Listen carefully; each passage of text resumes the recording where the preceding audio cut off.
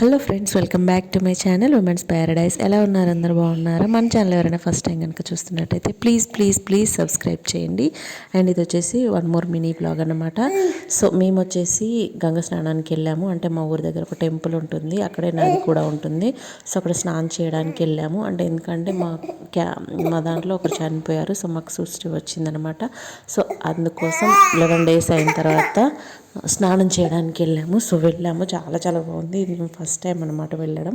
ఘోరంగా చల్లగా ఉన్నాయి నీళ్ళు.